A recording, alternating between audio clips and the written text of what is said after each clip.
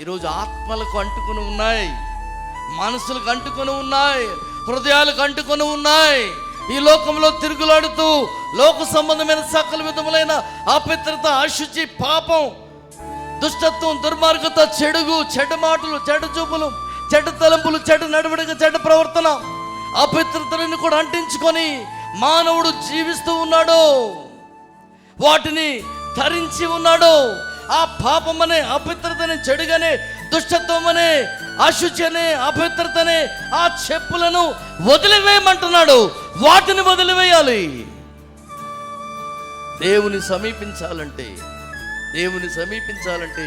అపవిత్రతతో ఎలా వెళ్తాం?